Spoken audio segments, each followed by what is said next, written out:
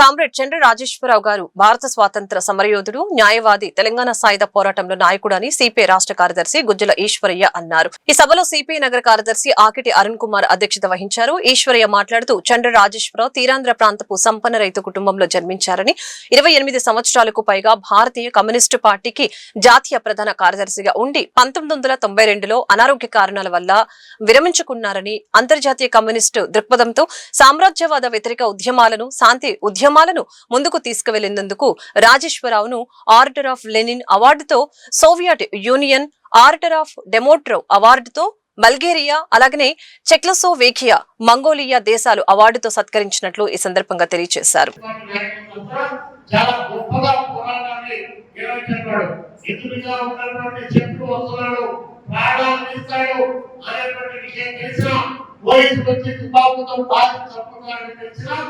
ఎట్లు చూపుకున్నటువంటి గొప్ప పోరాటం అంటే అతిశక్తి కాదు.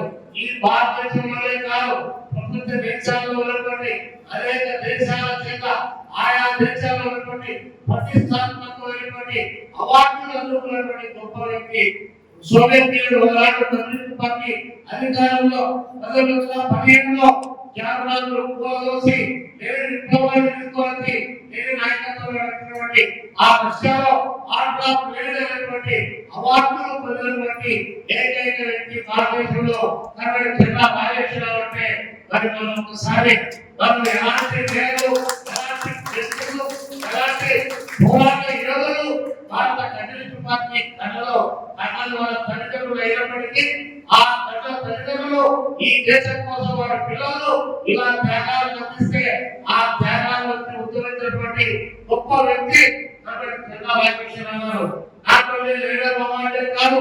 పక్కన జర్మనీలో ఉన్నటువంటి జర్మనీ దగ్గర నుంచి ఢిల్లీలో కూడా అలాంటి పోరాటం జరిగితే ఆ పోరాటంలో కూడా ఆయన ఎక్కడ కూడా అక్కడున్నాడు.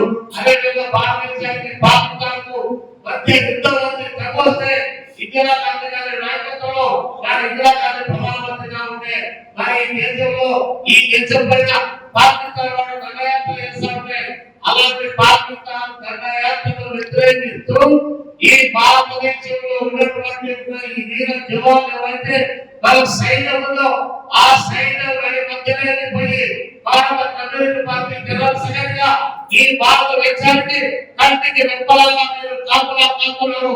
శత్రు దేశం పైన మీరు యుద్ధం చేస్తున్నారు. మీకోసం కమ్యూనిస్ట్ పార్టీ శ్రేణులు భారతదేశంలో మీకు అండగా నిలబడతాయని చెప్పి శత్రు దేశానికి సైతం